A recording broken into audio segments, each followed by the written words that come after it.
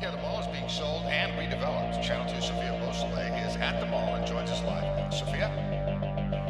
Well, my source tells me it's true about the mall closing, but depends on the transaction of this sale, which is still very much going on. We spoke with people who were shopping here earlier, and they all agree they want to see a change in where it's going.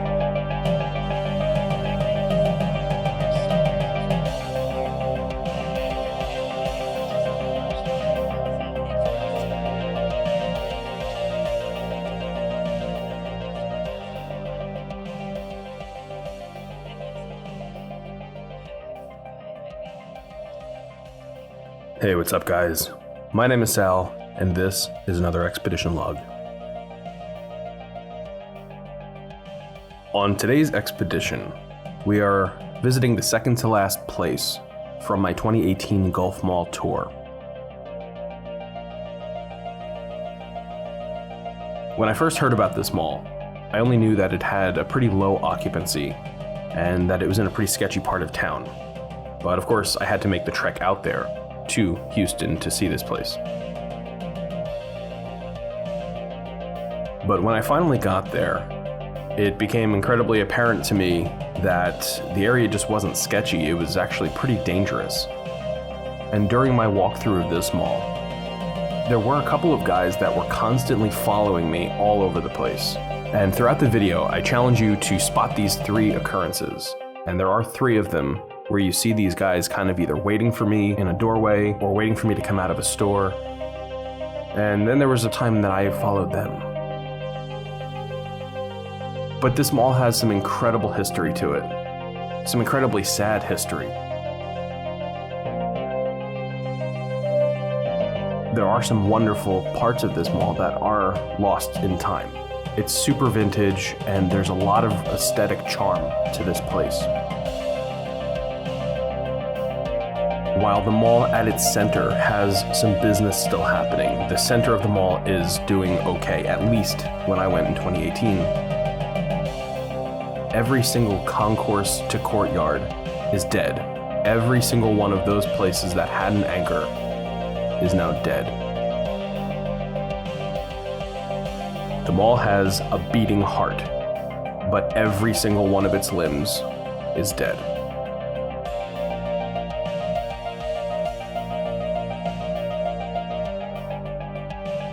So come take a walk with me on the second to last mall from my 2018 Gulf Mall trip, the Greenspoint Mall, known by locals as the Gunspoint Mall in Houston, Texas.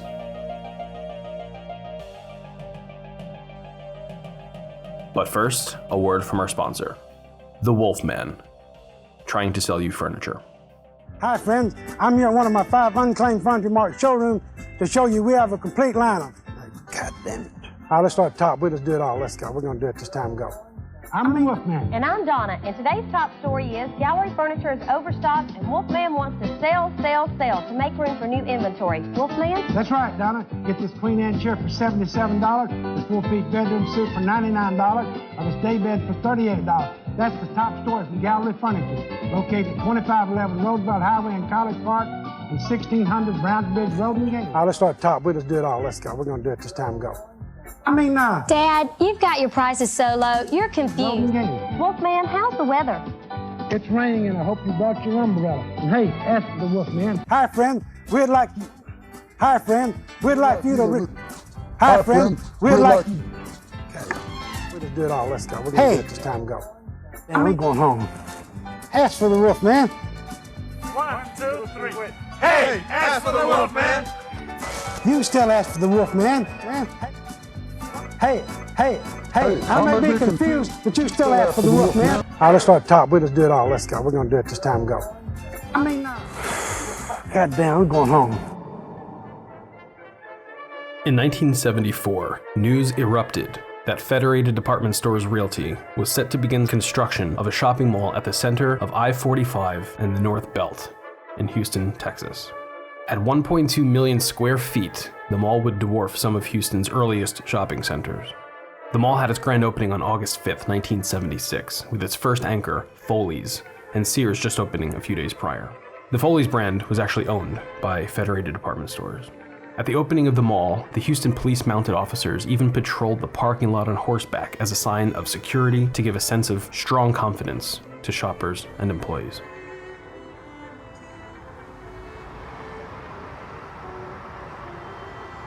Could you imagine this? Just try to picture this, a mall actually having a grand opening. The doors are locked to the mall concourse. And then the developers and the owners and everyone involved in the executive committee, they get up on a giant podium wearing suits among their friends and family in the community, with news outlets rallying among the community. And then they cut the ribbon, put the key in the door and they turn it, and they let the eager shoppers inside to the massive complex for anything the shoppers' imaginations would conjure.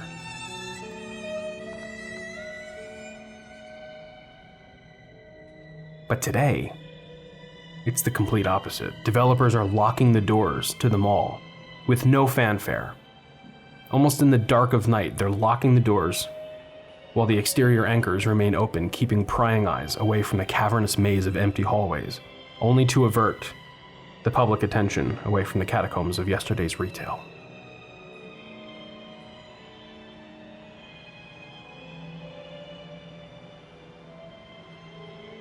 In a November 17, 1976 Houston Post article, the developer said, quote, "The interior landscaping will be used to create the illusion of a brick-paved street lined with shops.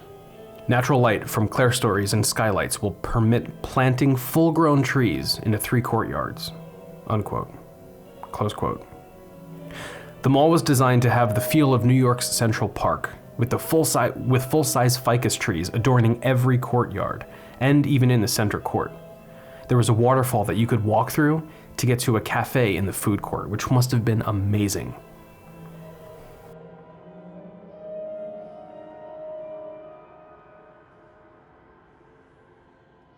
JCPenney was added in 1977 to the Greenspoint Mall, and in 1978, Montgomery Ward opened, along with 14 new stores. For the event, Darth Vader, Chewbacca, and R2-D2 traveled from a galaxy far, far away for the occasion, along with the Kojak actor Kevin Dobson.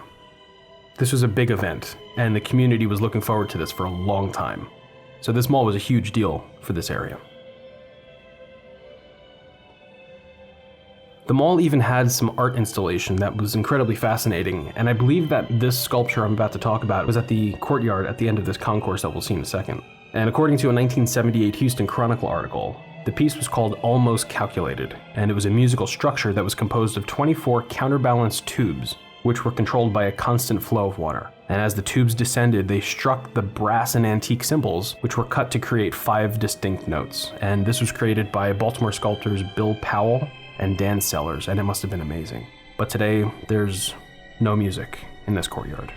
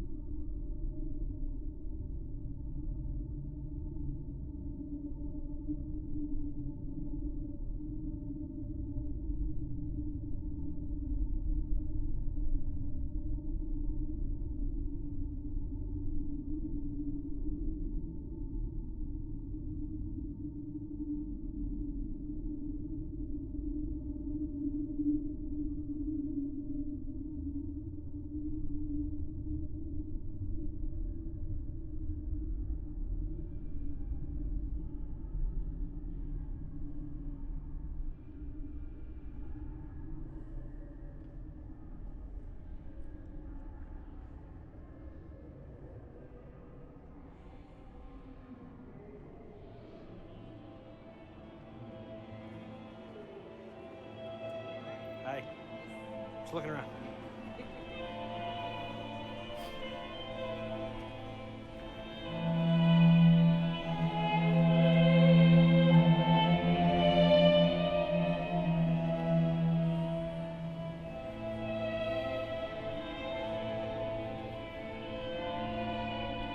A Lord & Taylor was added in 1979, with Joski's anchoring the south end of the mall by 1980. By then, there were more than 160 stores at the mall. And partly due to this success, Federated decided to sell the mall for an undisclosed figure to a holdings arm of Prudential Real Estate Investments. At the mall. During the 80s, kids would head to the mall on a Saturday afternoon to see movies at the General Cinema, like Blade Runner, Aliens, and Batman. When the Greenspoint 5 General Cinema first opened, the very first movies shown there were Blazing Saddles, Bugs Bunny Superstar, Lifeguard, One Flew Over the Cuckoo's Nest, and Ode to Billy Joe. As kids roamed around these massive corridors and courtyards, among giant ficus trees and a waterfall that they could walk under, their allowances would vanish in places like Babbage's and Aladdin's Castle. And they would spend too much time inside the Foley's, just waiting in line for the Ticketmaster to open, so they could get tickets to see someone like the Rolling Stones or Eric Clapton. These days, the mall is lifeless and dangerous. Perhaps it's because back in 1984, the Houston police mounted officers, that's when they ended their horseback patrol at the mall. They probably should have kept that going.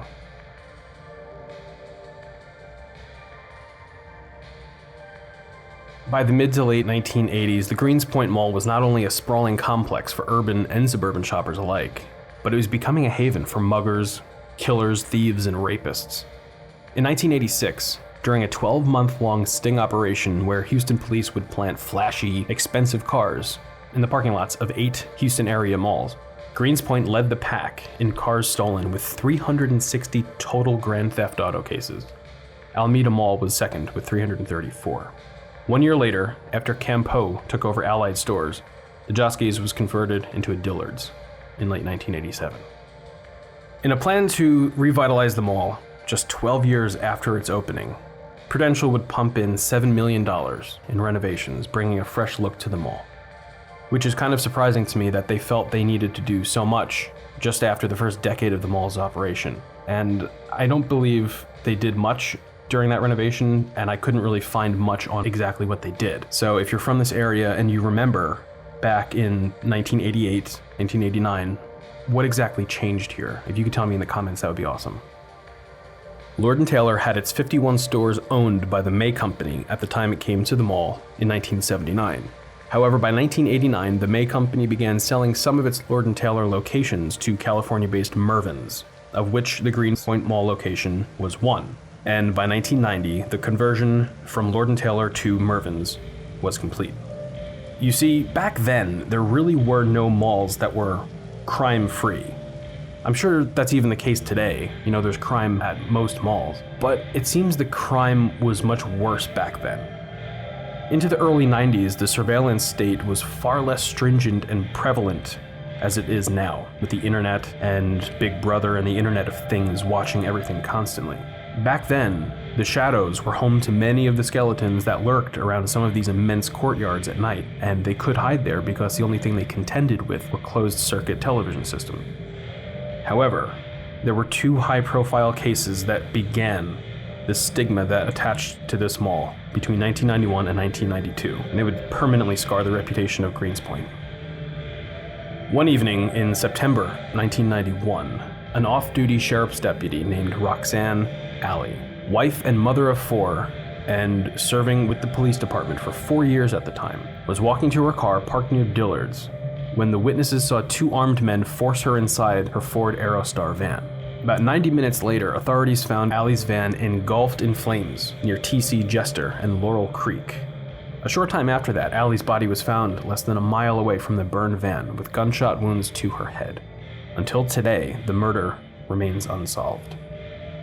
Just over a year later, taxi driver Larry D. Gibson was shot in the back of the head by a passenger while right outside the mall near the junior anchor Beal's department store. The gunman was quickly arrested and later convicted in the murder. And after these 2 senseless and hate-filled crimes, the mall was begrudgingly renamed by locals. The nearly 1.5 million square foot shrine to commerce and crime would now be known indefinitely as the Gunspoint Mall.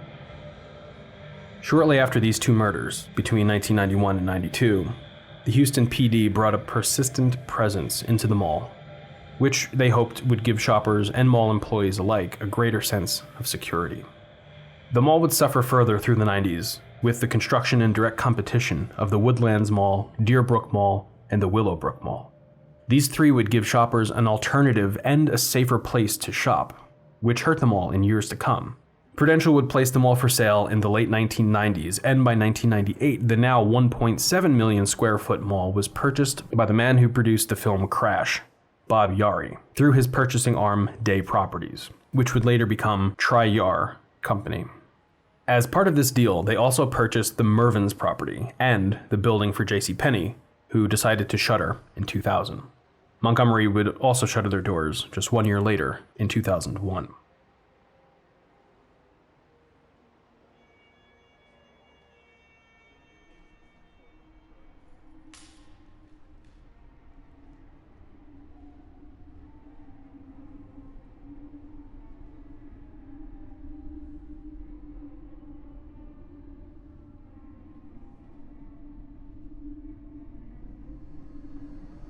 Over the years, senior anchor Foley's would change hands among many controlling arms. From Federated, it went to the Toronto-based Campo Corporation. Then it was owned by Allied. And then on August 30th, 2005, Foley's was reacquired by Federated when the company merged with the May Department Store Company. On September 9th, 2006, Foley's was renamed to Macy's as part of the rebranding, and the store was renovated to a bleached, whitewashed, boring mess. The same year, the Tri-Yar Company, which was Bob Yari's company who owned the mall, they announced a $32 million renovation to convert the mall to an open-air town center. However, just a year later, they put the mall up for sale, even allowing purchasing agents to buy the entire mall or just individual properties. They really did want to unload the mall, which was rather prophetic given what would happen the next year.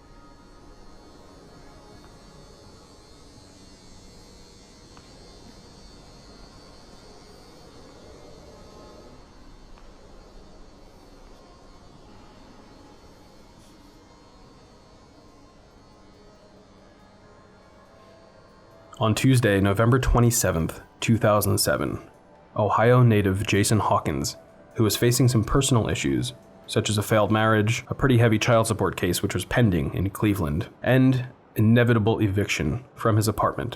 Jason Hawkins set out on a path of destruction in Houston that day. He was spotted at 6:40 a.m.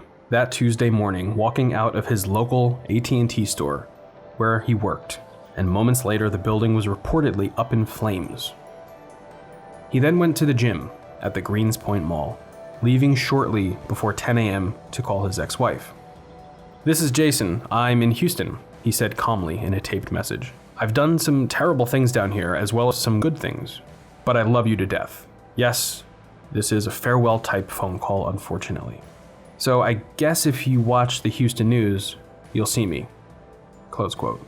Right as he was getting to the gym, Joanna Starr Gonzalez, a bright-eyed, purpose-driven member of society, was arriving at her job. She worked at a lingerie shop called Body Luxuries at the Greenspoint Mall. One of 7 children, Gonzalez had an affinity for space, the cosmos, and stars. She had a hot pink star tattooed on her shoulder, and on her back was a cluster of 3 bigger stars. Her sister said she just loved stars and considered herself a big star. Close quote. As Joanna was opening the Body Luxuries store, raising the gate while on the phone with her manager, Jason Hawkins came up, ducked under the gate, and he grabbed her. Due to the commotion and screaming noticed by fellow employees at the mall, the police and mall security were called immediately. As security was alerted, they were running around the mall, banging on the closed metal gates, telling everyone to evacuate.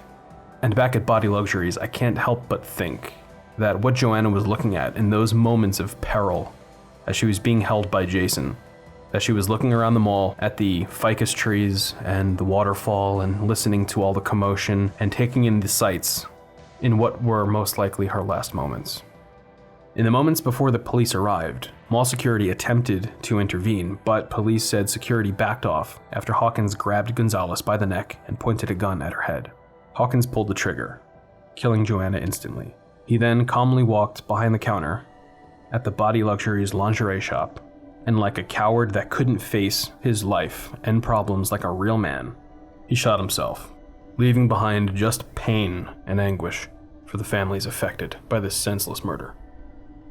Joanna was just an innocent victim of a senseless murder from a weak-willed man that couldn't face life.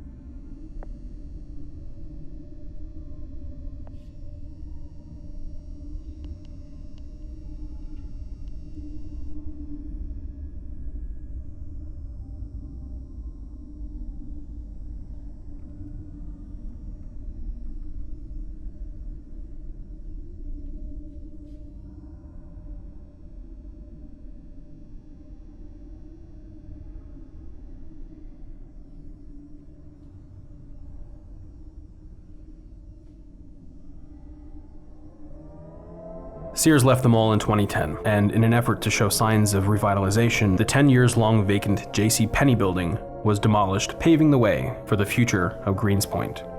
Despite this sign of forward momentum, Bob couldn't give the mall away, as no one wanted anything to do with it, and the baggage that it carried.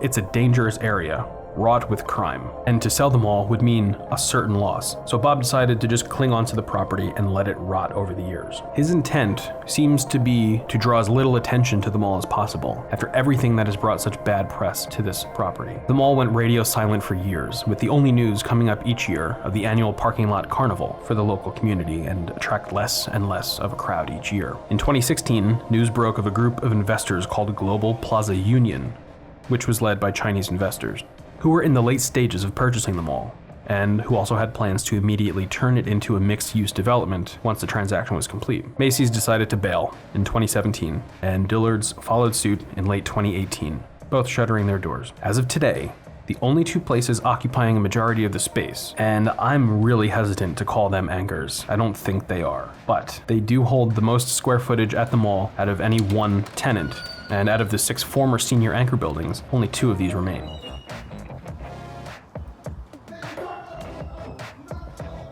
The 2 that hold the most space right now are the Premier Cinemas and the Fitness Connection, the infamous gym at the Gunspoint Mall. Who knows what the future holds for this place? Maybe Bob Yari will just keep doing nothing, or maybe they'll finally transform it into a safe shopping center that instills confidence and positivity in its employees and shoppers. As always, I'd like to thank every one of you for watching this video. I'd like to thank my patrons for directly sponsoring my cause to get out there and film these places. And without you, it would be a lot harder. And if all of you just gave $1, I'd be able to do this full time. I'd also like to thank the Dead Malls of Discord family, and to join the Discord and the conversation, you can find a link below in the description. And to all of my subscribers, of which we are now over 17,500. So thank you all so much for supporting this channel over the years, and there's a lot more to come. Next up will be the end of the 2018 Gulf Mall Tour, the Cortana Mall in Baton Rouge, Louisiana. Thanks again, everyone. Take care.